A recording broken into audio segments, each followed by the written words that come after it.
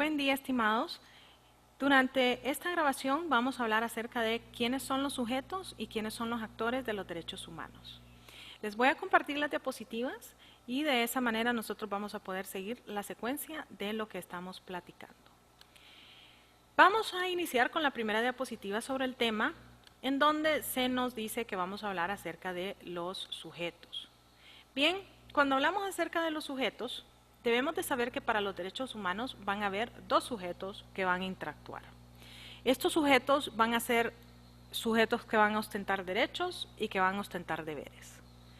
Esos dos sujetos son el Estado y los humanos. Cuando hablamos del Estado, el Estado tiene el derecho de decidir si ellos van a formar parte o no van a formar parte de un tratado. Inclusive tienen algo que es muy importante, que es el derecho a decir yo solo voy a formar parte de este tratado. Solo parte de lo que sale en este tratado va a afectarme, ya sea de manera positiva o negativa, dentro de mi Estado. Entonces ellos tienen ese derecho y tienen un deber que es muy importante, que una vez que ellos han firmado, ellos tienen la obligación de cumplir todo lo que ellos dijeron que iban a cumplir. Muchas veces yo lo equivalgo a el matrimonio. Desde el punto de vista legal, nadie puede obligarlo a que usted entre a una unión de esta naturaleza. Nadie. No, pero es que la muchacha estaba embarazada. No, eso se llama presión. No, pero es que mire que mis papás a mí me dijeron que yo tenía... Eso se llama presión. No, pero es que mire que ya estoy vieja y entonces ya me dejó el tren y entonces el primero... No, eso se llama presión. Eso no es algo que usted obligatoriamente tiene que hacer. Eso se llama presión.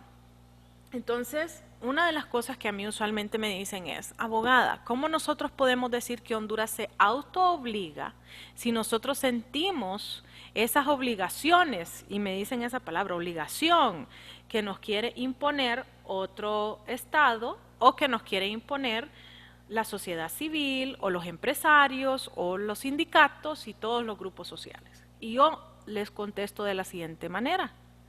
Que usted sienta presión no significa que sea una obligación. Ejemplo,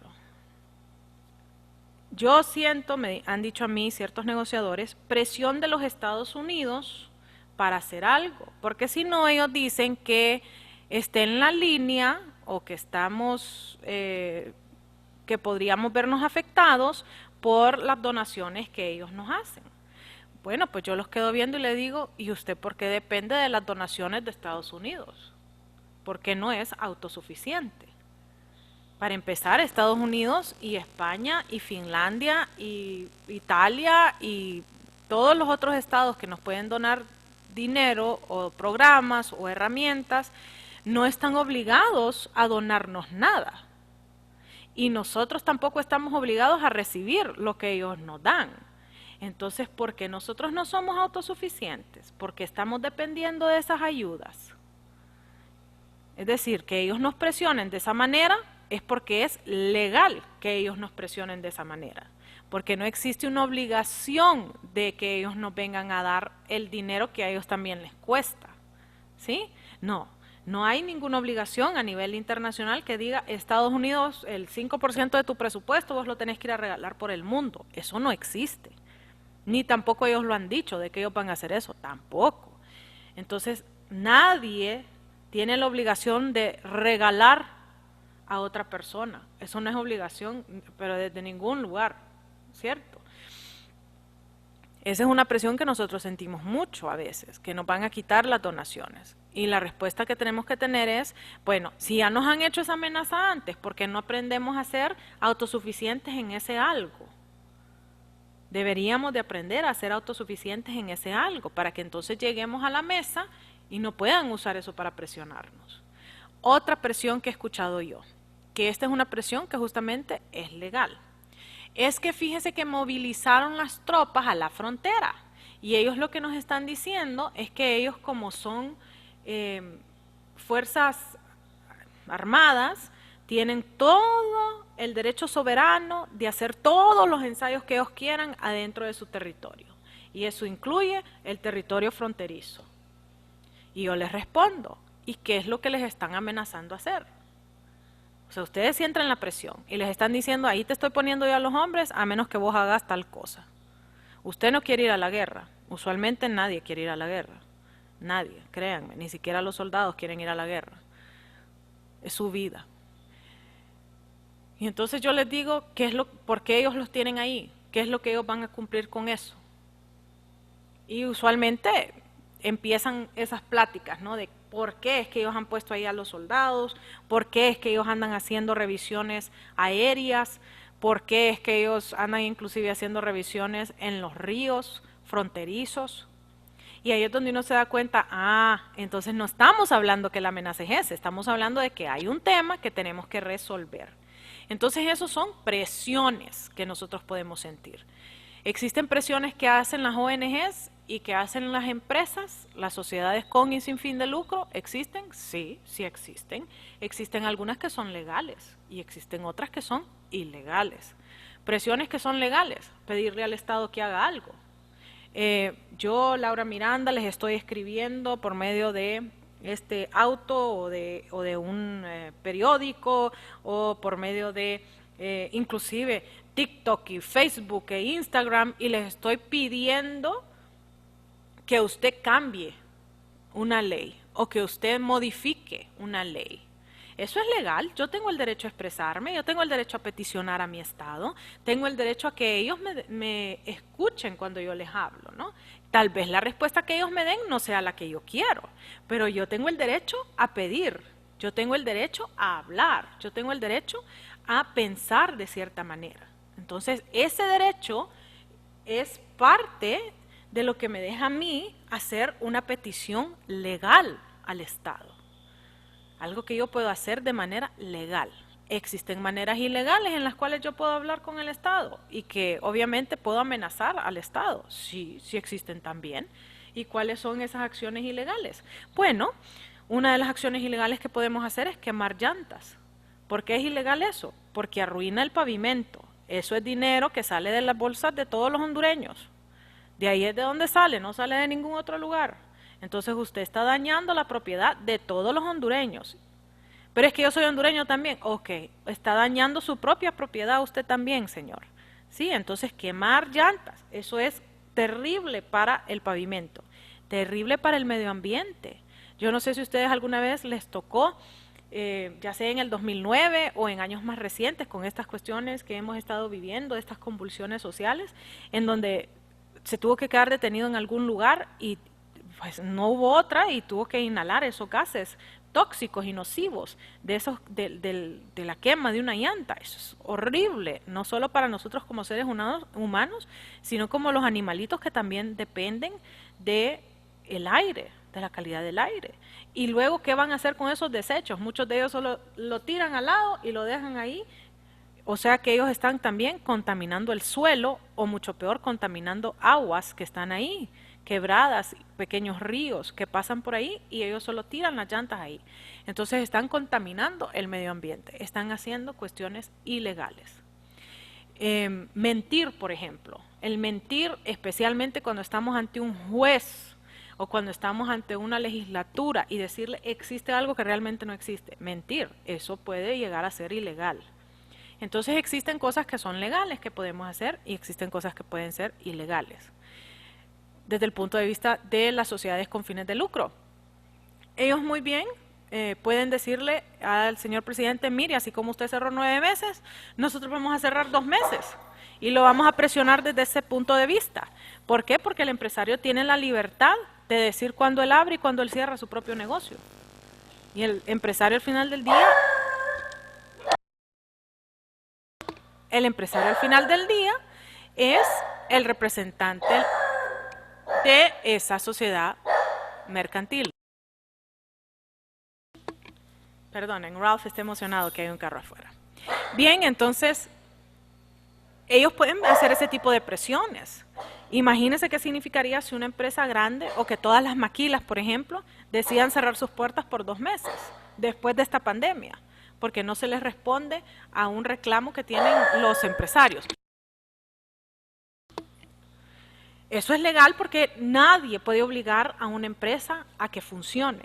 Nadie puede obligar a una empresa a que se mantenga abierta. Nadie, ni el Estado, ni los juzgados pueden obligar a que una sociedad con fines de lucro esté abierta. Otro ejemplo que nosotros podemos hacer de los empresarios haciendo cosas que son legales. Ellos pueden decidir que ahora estamos en una contracción económica y que entonces lo que está valiendo a nivel mundial es el dólar. Entonces que ahora todo lo que usted vaya a comprar a la empresa privada tiene que ser pagado en dólares. Ellos pueden decidir eso. Y tiene mucha lógica, dicho sea de paso, porque la gran mayoría de las cosas que se venden en la empresa privada en algún momento tienen algo que ver con el extranjero. Y en el extranjero lo que se mueve son los dólares. Entonces, ya sea que usted compra materia prima, ya sea que usted compra ingredientes o empaques o no sé, alguna maquinaria que usted necesite dentro de su empresa, ya sea que usted vende maquinaria que tiene que traer del extranjero, como por ejemplo tractores o llantas, ¿sí? Entonces esas cosas tienen que ser pagadas en dólares, el empresario lo está pagando en dólares y luego lo vende al empira, o sea que está teniendo una pérdida. Entonces el empresario muy fácilmente pudiera decirle al Estado de Honduras que ellos simple y llanamente solo van a aceptar en dólares. Y no solo de usted y de mí, sino que también si el Estado va a comprar, se lo tienen que pagar en dólares. ¿Por qué ellos pueden hacer eso? Porque ellos son libres de hacer lo que ellos quieran siempre y cuando esté dentro del rango de la ley. Y la ley en Honduras, gracias a Dios, hasta el día de hoy, acepta la libertad contractual. Entonces, si al Estado no le parece, pues al Estado puede ser que no le compre, al empresario, ¿no? Simplemente, no le voy a comprar más. Esa es la libertad que tiene el Estado. Pero el Estado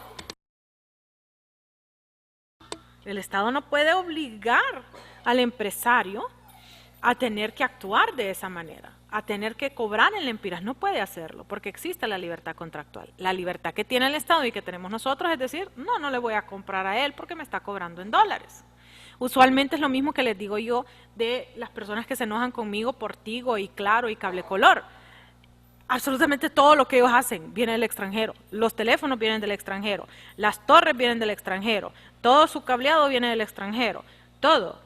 Los canales que ellos tienen vienen del extranjero. Entonces, viene del extranjero, tienen que pagarlo en dólares. Es lógico que ellos quieran cobrar en dólares.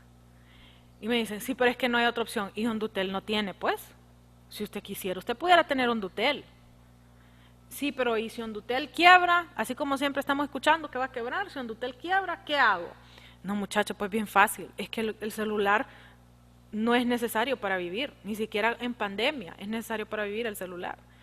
Si a usted no le gusta, busque otra opción. Si no existe otra opción, vaya al Estado y pídale la opción al Estado. Esa es la respuesta. Pero usted no puede obligar a un empresario a hacer algo que el empresario no quiera. Entonces, eso serían medidas legales que el empresario puede tomar como representante de una sociedad mercantil para poder conseguir algo. Eso es una presión, es legal y existen presiones ilegales también. Ejemplo, que vengan los empresarios ahorita y le digan, mire, acabamos de vivir el COVID, tuvimos que pagar empleados, muchas de las empresas no están trabajando o no están vendiendo como antes y aún así están pagando los salarios, pagando luz, pagando agua, pagando teléfonos. Están haciendo todo eso. Entonces, miren, Estado de Honduras, ya que ustedes no están respondiendo a la pandemia de la manera adecuada, tenemos empleados que se enferman, no hay transporte, tenemos que gastar en eso, y todas las demás quejas que yo escucho de los empresarios, ya que ustedes han hecho todo eso, no vamos a pagar impuestos. O sea, eso es una presión ilegal, porque una de las obligaciones del empresario es pagar sus impuestos. Entonces, tanto otros estados como los mismos hondureños o como sociedades con fines de lucro o sin fines de lucro, podemos hacer presiones que son legales y presiones que son ilegales. Pero al final del día, el que tiene que aceptar esa presión, el que tiene que ver todos estos puntos de vista y tomar esa decisión, es el representante del Estado, que lo que representa es al Estado mismo. Entonces el Estado es el que se auto-obliga, nadie lo está obligando. Y en cuestiones de derechos humanos, el Estado se obliga a hacer ciertas cosas, es decir, verbos, utilizan verbos en cuestiones de derechos humanos. ¿Y a qué se autoobliga el Estado? Primero que todo se autoobliga a respetar, proteger, prevenir, satisfacer, proveer, promover y garantizar. Estos son los verbos a los cuales se obliga, auto-obliga un Estado. Yo tengo que respetar todos los derechos humanos de todos los humanos adentro de mi territorio. ¿Cuáles derechos humanos? Los que yo fui y firmé. Y si usted no firmó, pues no, esos no. Pero los que usted sí firmó, tiene que respetarlos. Me obligo a protegerlos de cualquier cuestión que pueda afectarlos, ya sea cuestiones de seguridad física, cuestiones de seguridad mental, cuestiones de seguridad ambiental, ¿sí? Todo lo que engloba la seguridad, seguridad alimenticia, seguridad en salud, ¿sí? No solo es la seguridad tradicional en la que piensan la mayoría de las personas, sino que protegerlo de todos estos aspectos. Prevenir, ese es bien importante. Prevenir que usted llegue a caer en una situación en donde sus derechos humanos se vean violados. Satisfacer, que significa que el Estado tiene que desarrollar maneras en las cuales esas personas que no puedan hacerlo por sí mismos puedan acudir al Estado para que se haga. No solo eso, sino que a tener las condiciones necesarias para que los que no tienen ninguna necesidad apremiante puedan desarrollarse de una manera normal. Ejemplo, la creación de infraestructura, ¿sí? Ese es muy importante. Proveer, eso significa de que yo nuevamente tengo que darle al más necesitado, al que no puede, ¿sí? Promover, que muchos juristas lo equivalen a educar, ¿sí? Porque muchas veces a nosotros nos dicen usted tiene el derecho a la vida, pero no nos explican exactamente qué es lo que significa ese derecho, qué es lo que incluye ese derecho, desde cuándo hasta cuándo. Sí, entonces cuando hablamos de promover estamos hablando de educar. Básicamente así nos han dicho varios de los jueces actuales y magistrados del pasado que ha tenido la Corte Interamericana de Derechos Humanos, la Corte Europea de Derechos Humanos, la Corte Internacional de Justicia y órganos similares. Nos lo han dicho en varias ocasiones que promover se equivale mucho a educar. Y la última es garantizar, y esa garantía la vimos muy claramente que la tiene que dar la Corte Suprema de Justicia en casos que son judiciales. Y en casos que no son judiciales, pues lo tiene que dar el resto de las instituciones, siendo el primario el Poder Ejecutivo. Es decir, ellos son los que nos tienen que dar las herramientas para nosotros poder tener una efectiva uso, goce y disfrute de nuestros derechos humanos. El segundo sujeto, cuando hablamos de los derechos humanos, es el humano. Cuando hablamos del humano, es importante que ustedes sepan que el humano es el titular del derecho o el deber que puede reclamar el cumplimiento del mismo. Es decir, que el titular del derecho tiene que poder reclamar el mismo. Entonces existen dos debates. Los invito a que si les interesa el tema, ustedes analicen y busquen a mayor profundidad estos temas. El primer debate es quién es el que ostenta la titularidad de ese derecho. ¿Va a ser el ser humano o va a ser la persona humana? Y obviamente, como hemos analizado en esta clase, hay una diferencia entre el humano y la persona. Entonces, el que ostenta esa titularidad, ¿es Laura como ser humano o Laura como una persona humana? ¿Quién de los dos es el que ostenta esa titularidad? El debate es bastante grande. El debate incluye a las personas que son pro vida por las cuestiones del inicio de la vida y de la ya cuando usted está en ciertas cuestiones médicas en donde usted ya no puede tomar una decisión.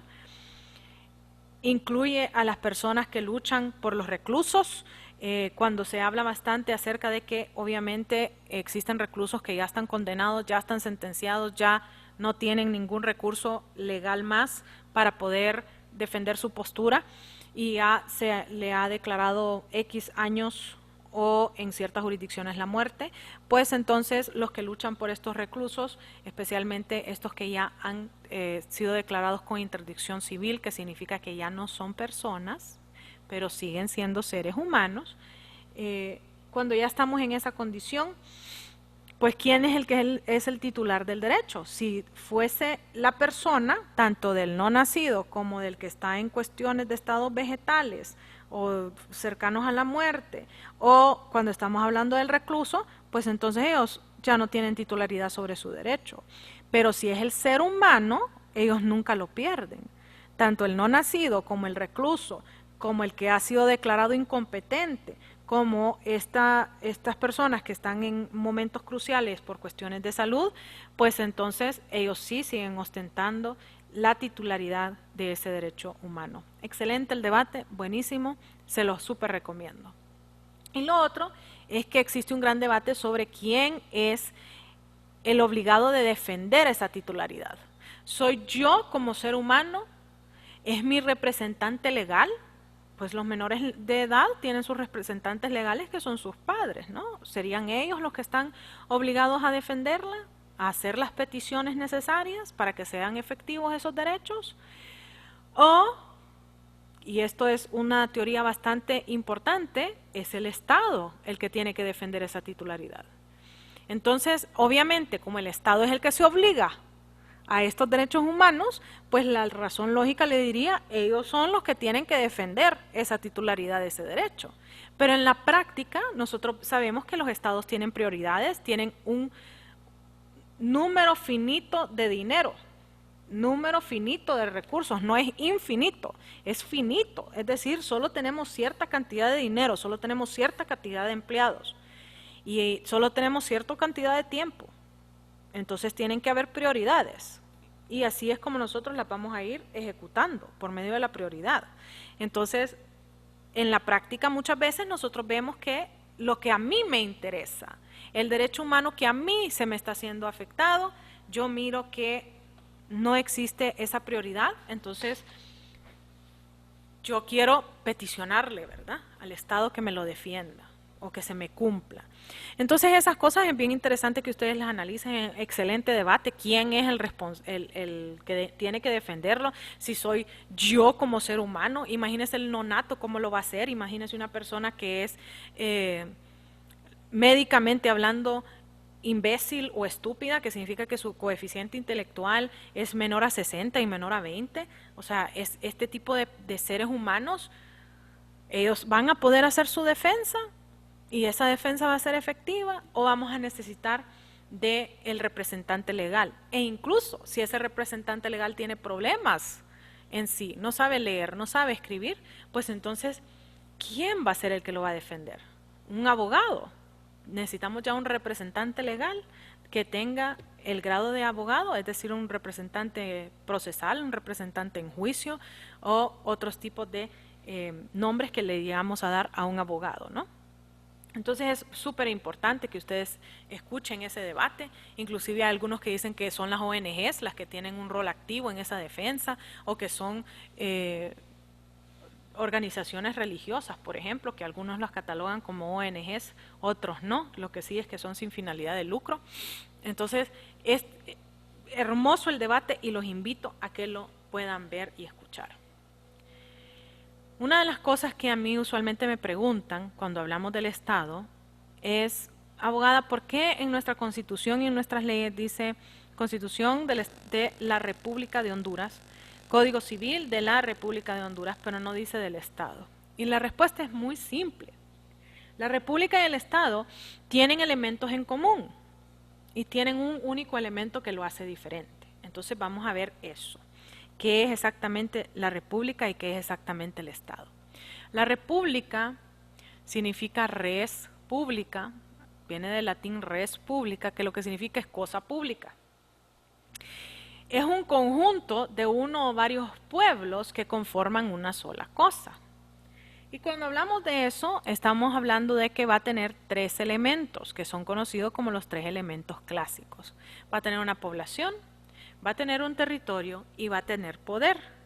En el caso de Honduras, nosotros tenemos una clasificación de la población como los hondureños y los extranjeros. Esa es la realidad para la gran mayoría de las repúblicas que hacen esa definición de sus nacionales y sus extranjeros. Luego tenemos el territorio. En el territorio, usualmente yo les digo, piense en las Fuerzas Armadas, porque las Fuerzas Armadas es el que está investido con defender la República. Y como ellos tienen esa obligación de defender la República, ellos tienen diferentes fuerzas. Está la fuerza que la denominamos el ejército, que es la fuerza en tierra. Tenemos la naval, que es la fuerza en agua. Y tenemos la aérea, que es la fuerza en el aire. ¿Sí? Entonces, así es como nosotros sabemos cuál es el territorio de Honduras. El territorio que vamos a tener, la manera en la que lo vamos a proteger y defender es con esas 3 fuerzas. Entonces, para Honduras existe agua, existe tierra y existe aire.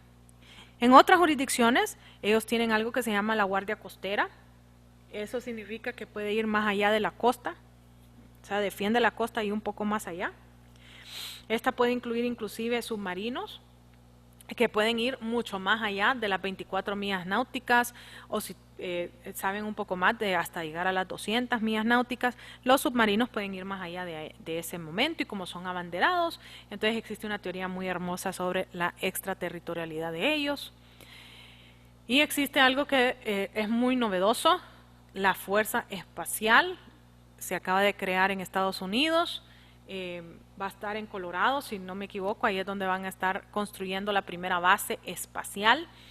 Y muy impresionantemente, eso lo que significa es que Estados Unidos tiene un rango de poder defender mucho más allá del que puede tener Honduras, Guatemala, El Salvador y similares. O sea que ellos pueden llegar mucho más alto que lo que nosotros podemos llegar y defender mucho más alto de lo que nosotros podemos defender.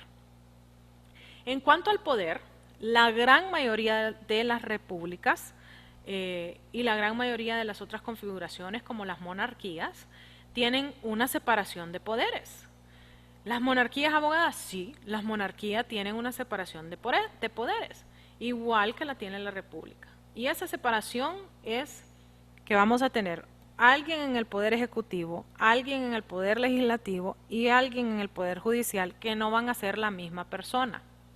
¿Por qué es importante eso? Porque cuando vivíamos en el tiempo de los emperadores y los reyes, donde ellos eran el soberano, ellos eran los que hacían la ley, los que aplicaban la ley y los que ejecutaban la sentencia. Ellos eran los que podían hacer todo. Entonces el poder era un poder concentrado. ¿Existen estados que todavía son así, abogada? Sí. Existe uno que es muy conocido. Existe uno que es un solo hombre, el que decide y tiene la última palabra sobre lo que va a suceder. Y ese es la Santa Sede. El Papa, aunque él necesita tener sus asesores, que es la comisión de arzobispos, el que toma la última decisión es él. El que redacta y tiene que aprobar los decretos papales es él. Entonces sí, existe todavía una configuración en donde el poder sigue siendo en un solo ser humano. Pero esa no es la realidad para la gran mayoría de las otras entidades que nosotros conocemos. La gran mayoría tienen una separación de poderes. España tiene la separación de poderes. Arabia Saudita tiene la separación de poderes. Inglaterra tiene la separación de poderes. Entonces sí existe una verdadera separación de poderes. Inclusive ustedes saben que el rey ahora o la reina, en el caso de Inglaterra, ha caído a ser una figura emblemática y no una figura que ejecuta. Para eso tienen ellos primeros ministros. Bien, además de eso, tenemos que ver este término de Estado. Y este término de Estado es bien importante por el hecho de que el Estado significa estar parado o existir. Eso es lo que significa el Estado. Contiene 4 elementos, los 3 elementos clásicos que hemos mencionado, pero además de eso incluye el elemento moderno, que es el reconocimiento interestatal. Ese reconocimiento interestatal es increíblemente importante porque ellos son los que reconocen que yo existo, ¿sí? ¿Existen repúblicas que no son reconocidas como estados? Sí. El ejemplo más grande que nosotros tenemos en Honduras es Taiwán. Honduras reconoce a Taiwán como estado, pero a nivel interestatal solo tiene un reconocimiento de pocos otros estados. La última vez que vi el dato eran 5 únicamente los que reconocían a Taiwán. Eso significa que ellos no pueden ir a firmar ningún convenio ante las Naciones Unidas, porque las Naciones Unidas no lo reconoce. China, que es, según Taiwán es su vecino más cercano, no lo reconoce porque China dice que Taiwán es parte de China.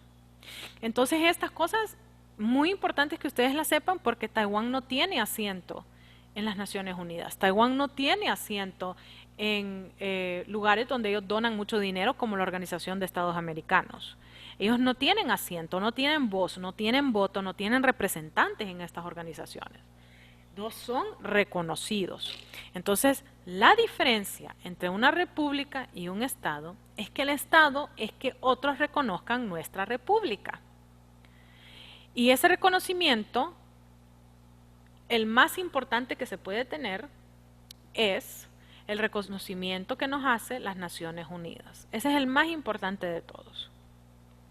Y el reconocimiento que nos hace esas Naciones Unidas tiene que pasar un filtro. Ese filtro son los 5 que tienen las sillas permanentes en Naciones Unidas, que son los que ganaron la Segunda Guerra Mundial. Y los que ganaron la Segunda Guerra Mundial fueron Estados Unidos, Inglaterra, Francia y luego los otros 2 que usualmente la gente me queda viendo y me dice, yo creo que nunca había escuchado de estos 2 y ahora que lo pienso debería estudiar un poquito más de la Segunda Guerra Mundial. Rusia, porque en el tiempo de la Segunda Guerra Mundial lo que existía era la Unión Soviética y el que se quedó con la silla permanente fue Rusia. Y el último, que es el menos conocido de todos, que es China, porque China era el que luchaba en contra de Japón. Entonces, esos son los estados que tienen sillas permanentes. Si uno de ellos dice que usted no existe, usted simple y llanamente no existe, con uno de ellos que lo diga. Entonces, Taiwán no es el único que China rechaza Hong Kong, China rechaza Macao, China rechaza el Tíbet, que son lugares que tienen su propia población. Los monjes tibetanos dicen que ellos son monjes tibetanos. Los monjes tibetanos dicen que ellos viven en el Tíbet. Y además de eso, ellos le rinden el poder a su líder supremo, ¿sí? Entonces ellos tienen estas 3 cosas. Taiwán tiene personas que dicen que ellos son taiwaneses. Tienen una isla que ellos dicen que se llama Taiwán. Y tienen un poder. Y ese poder está dividido entre el poder ejecutivo, el poder legislativo y el poder judicial. Y sin embargo, como China dice que no existe, entonces Naciones Unidas dice que no existe. A veces a mí me preguntan si existen otros términos que se relacionan con el Estado, y la respuesta es sí. Primero yo les digo que existe el término país. El país es el que habita con el pueblo. Ese es el país. Yo soy el país. ¿Qué es el pueblo entonces? El pueblo viene del vocablo populus y significa, bueno, tiene una evolución, por ahí empecemos. Y esa evolución inicia en el tiempo de los griegos y los romanos, en donde era el momento cuando a usted le empezaban a salir los vellos púbicos, o sea, viene de pubes. Eso usualmente aparece cuando usted está entrando a la adolescencia y en esta acepción ellos lo que decían era que era el conjunto de los ciudadanos varones. Esa es la primera acepción que ellos tienen. Son los que ya tenían el bigote, los que tenían pelos en la axila, los que ya les habían descendido sus testículos y entonces ellos ya eran considerados ciudadanos varones. Luego se conoce como un conjunto de jóvenes que tenían la habilidad de votar y que podían defender a la República con las armas. Y esta acepción, usualmente, estamos hablando acerca del sexo masculino, ¿sí? Especialmente en el tiempo de los griegos y los romanos, los que iban a la guerra eran los hombres, no éramos las mujeres. Hoy en día se considera formado por los humanos que pueden defender la República con las armas y que son mayormente hombres. ¿Cuál es la diferencia entre uno y el otro? Pues en la segunda acepción decíamos que tenían que ser jóvenes. Hoy en día nosotros sabemos la riqueza que podemos tener en las Fuerzas Armadas con personas que ya tienen experiencia y que ya tienen inclusive varias bases donde han servido, que hayan ido a varias misiones y todo lo demás. Entonces ahora no decimos que son jóvenes, sino que ahora solo decimos que son humanos. Y tienen que saber defender a la República con las armas. Y esas armas tienen que ser letales. No estamos hablando del arma legal, la arma económica, no estamos hablando del arma cooperativa, no. El arma legal no es tan importante para el ser humano como el arma letal, porque yo a usted no lo voy a matar con una demanda, pero sí lo puedo matar con una bomba. Es justamente eso de lo que estamos hablando. Entonces, ¿por qué decimos que es mayormente hombre? A nivel mundial, las Fuerzas Armadas, después de cumplir en los estados donde es obligatorio que todos sirvan en las Fuerzas Armadas, después de ese periodo, que puede ser 1 año o 2, después de que eso sucede, la gran mayoría de las Fuerzas Armadas son conformadas por los hombres. En Honduras, las Fuerzas Armadas están compuestas el 96% por hombres y el 4% por mujeres. Ahí estamos incluyendo a todas las que tienen puestos administrativos que jamás van a ir al campo. Ahí estamos incluyendo a los que estudian enfermería y trabajan en el hospital militar, ¿sí? Entonces ahí estamos también incluyendo a las doctoras, que son parte de las Fuerzas Armadas, pero ellos son doctoras de las Fuerzas Armadas. Entonces, no estamos denigrando estos puestos para nada, son altamente importantes, son necesarios, pero si ellas deciden no llegar a trabajar, pues la Fuerza Armada va a tener una semana un poquito difícil, pero especialmente porque son tan jerárquicos y tan organizados, muy rápidamente se van a poder recomponer. Pero si el 96% de las Fuerzas Armadas deja de llegar a trabajar, va a haber un colapso total. ¿Qué va a suceder con las Fuerzas Armadas de El Salvador al saber que el 96% de las Fuerzas Armadas de Honduras no va a defender a Honduras? Y les digo El Salvador porque lo tenemos aquí de vecino y nos tiene hambre desde hace mucho tiempo, ¿verdad? Entonces, esa es la realidad de Honduras. En Estados Unidos son aún menos las mujeres que sirven, el 3% de las Fuerzas Armadas de los Estados Unidos son mujeres, solo el 3%, y ahí inclusive incluyen abogadas porque existe el cuerpo de abogados. Sí, aquí en Honduras nosotros sí tenemos justicia militar, pero usualmente han servido en otros campos. En Estados Unidos el cuerpo legal única y exclusivamente han ido al entrenamiento básico y luego son abogados, simple y llanamente.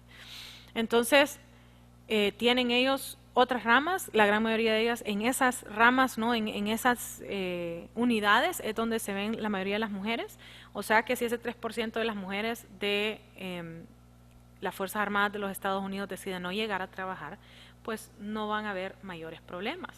Pero si el 97% de las Fuerzas Armadas de Estados Unidos deciden no llegar a trabajar, pues no sé qué va a suceder con la frontera del sur, ¿sí? La policía también la podemos incluir acá, porque ellos defienden a la República muchas veces. Y la policía en Honduras, menos del 10% es del sexo femenino. Y además de eso, la gran mayoría están en tránsito o están en puestos ejecutivos. Es decir, que si ellas deciden no llegar a trabajar, sí se la van a ver fea en la policía, porque sí son ya el 10%, pero no es como que va a colapsar el sistema de seguridad interno. Pero si el 90% decide no llegar a trabajar, pues ahí sí colapsa el sistema interno de seguridad. En otras palabras, no solo es en Honduras y en Estados Unidos, sino que a nivel mundial, todavía nosotros vemos que el pueblo tiene un rostro masculino. ¿Qué es la economía? que éramos las mujeres, que somos las mujeres muchas veces. La economía viene de dos palabras griegas, oikos nemo, y oikos nemos lo que se significa es el manejo del hogar. Cuando hablamos del manejo del hogar, estábamos hablando del negocio familiar, y eso significaba todos los ingresos, no solo eran salarios, el ingreso, la sal, no solo esa era, sino que eran todos los ingresos que podíamos tener, los empleados, los esclavos, la crianza de los hijos y otros temas relacionados. Se consideraba que los que lo formaban eran del sexo femenino, porque el sexo masculino estaba en guerra, que estaba lejos de su hogar y que obviamente en esos tiempos no era como que uno se iba 6 meses y regresaba, sino que se iba años, 5 años, la década entera o más. Entonces, la mujer, cuando hablábamos de la economía, estábamos hablando que la economía era la mujer. Y la mujer era la que manejaba todo adentro de su hogar. Inclusive si tenían una empresa, ella tenía que verla. Si tenían animales, ella tenía que ver qué era lo que sucedía con los animales. Si tenían siembros, ella tenía que ver qué era lo que iba, si estaban bien, si estaban sanos, si estaban cuidados, cuándo era la cosecha, teníamos que contratar más empleados para eso, dónde vamos a ir a vender el producto. Entonces todo eso tenía un rostro femenino. Hoy en día se considera formado por los humanos que manejan los destinos financieros de los ciudadanos privados. Y si se fijan ahí dice ciudadanos privados, no dice nada acerca del Estado. Somos nosotros, los civiles, los que no trabajamos con el gobierno en ninguna característica. La mayoría de los hogares en Honduras todavía son manejados por las mujeres. El 33.6% son manejados de manera exclusiva por madres solteras, que se han autoidentificado como ser las que manejan el hogar. Ahí no estamos diciendo las que no quieren decir, o las que tienen esposo, pero el esposo se fue de mojado. Ahí solo estamos hablando de las que meramente son madres solteras. Y el 60% de las micro, pequeña y mediana empresas, que son las que dan el 75% del trabajo, del empleo en Honduras, para las cuestiones civiles, son liderados por mujeres. Y si ustedes se fijan, las que toman las decisiones usualmente en las casas somos las mujeres. ¿Dónde van a ir los niños a la escuela? ¿Qué es lo que los niños van a comer? ¿Qué es lo que no van a comer los niños? ¿A qué hora se van a ir a dormir? Si pueden o no pueden ver televisión. ¿Cuánto tiempo será eso? Usualmente todas esas decisiones, ¿a qué súper vamos? ¿Qué es lo que vamos a comprar en el súper? Todas esas decisiones usualmente las toma la mujer. Eso ha estado cambiando de hace como 20 años para acá. Los hombres se han empezado a integrar en esas decisiones, pero esa no es la regla general. La regla general es que todavía la mujer es la que toma las decisiones en la casa y la que maneja el dinero en la casa. Entonces, la economía todavía sigue teniendo un rostro femenino para Honduras. ¿Qué otros conceptos se relacionan? Está el concepto de nación, muy importante porque usualmente yo escucho mucho ese concepto. Nación significa de nacer, se aplica al lugar de mi origen. El lugar de mi origen, yo sé que va a sonar grotesco, pero el lugar de donde yo vengo es de mi madre, ese es mi origen. Por eso es que nosotros hablábamos primero del derecho de la sangre, porque el derecho a mí me lo pasaba mi mamá y mi papá. Yo venía de algún lugar, ese era mi origen, mi mamá y mi papá. Evoluciona para que se considerara una comunidad de seres humanos que compartían rasgos distintivos o una historia similar, como por ejemplo la raza, la lengua, la comida, la cultura, la música, la vestimenta y otros datos similares. Les venía diciendo, existen dos tipos, existe el jus soli, que es por suelo, y existe el jus sanguini o sanguini, dependiendo de cuál lingüista es el que le guste, que significa la sangre, el derecho de la sangre y el derecho del suelo. El derecho del suelo es un invento de las Américas, rara vez se utiliza en otro continente y significa que somos parte de una nación por haber nacido en ella. Y el derecho de la sangre existe el hereditario, que es lo que los documentos dicen que eran mis papás. Estos son documentos que no necesariamente son fehacientes, son documentos que pueden mentir, especialmente si son documentos en donde todavía no existían los medios de prueba de paternidad y maternidad. Es la más antigua de todas, era la que utilizaban los romanos, y esta sí existe a nivel mundial, el derecho hereditario de la sangre. Es decir, si los documentos dicen que mi mamá es Laura y mi papá es Eduardo, pues mi mamá es Laura y mi papá es Eduardo. Y si Laura nació en Puerto Cortés y mi papá nació en San Pedro, pues entonces yo soy de Honduras. ¿Sí? Ese sería mi derecho hereditario de sangre. Y luego tenemos el genético. Este es el más novedoso de todos. Consiste en hacerse un examen de sangre o saliva que se estudia y se analiza para verificar exactamente de dónde viene la persona. Ejemplo de algo que sí nosotros admitimos, pero lo vemos como hereditario en muchas personas. Yo lo veo como genético porque obviamente es una cuestión genética. Es el examen de ADN, el examen de paternidad y maternidad. Ese sí es aceptado. El que no es aceptado es, aún solo lo admite Irlanda, es el reconocimiento de que si mi sangre sale que es de cierto lugar, entonces yo soy de ese lugar. ¿Sí? Entonces, existen movimientos como los garífunas que quieren que si su sangre le sale que usted es garífuna, la mezcla específica del garífuna, pues entonces usted podría reclamar la nacionalidad hondureña. Obviamente, en lugares como Estados Unidos eso no lo quieren permitir, porque existen muchos mexicanos que tienen la mezcla para hacer un Cherokee, por ejemplo. Y obviamente Estados Unidos no va a aceptar que tanto mexicano pueda reclamar esa nacionalidad. Y lo mismo les podemos decir en Francia, Italia, España, en donde todavía no hemos logrado que se acepte que si usted tiene esa mezcla, pues entonces usted vaya y reclame su nacionalidad. Entonces eso es lo que tenemos en cuanto a la nación. La nación por suelo en Honduras son 298 naciones, no solo es Honduras. Les estaba diciendo yo San Pedro y Puerto Cortés, porque justamente la nación de mi papá es San Pedro, o como dice él, Jan Pedro. Mi papá tiene 60 años de vivir acá y todavía sigue diciendo Jan Pedro, no dice San Pedro. Y no es que él está haciendo con intención, sino que él así es. La personalidad que él tiene es la personalidad de un sanpedrano, alegre, contento, fiestero, habla con medio mundo, ¿sí? Esa es una personalidad muy de San Pedro. Los de Tegucigalpa, por ejemplo, yo tengo rasgos que son muy de Tegucigalpa, como por ejemplo que en Tegucigalpa nosotros tenemos un dicho que dice, vamos a salir hoy en la noche, pero como Jesucristo, cada quien con su pisto. Eso de ser tan agarrados es algo de Tegucigalpa.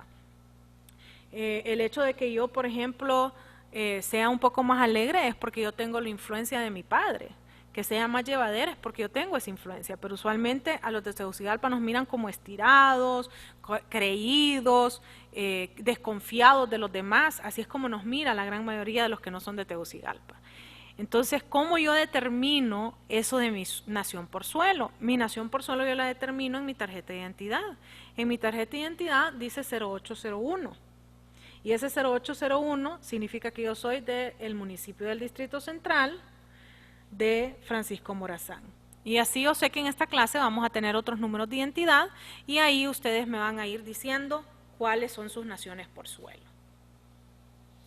Aquí es donde vamos a dejar esta grabación. Espero que ya habiendo visto esta grabación podamos recobrar la clase entera debido a las lluvias que están pronosticadas hoy, pero inclusive espero no necesitarlo, pero si lo llego a necesitar, aquí lo tenemos y va a ser parte de nuestra clase. Gracias por escucharme y gracias por estar conmigo en este momento.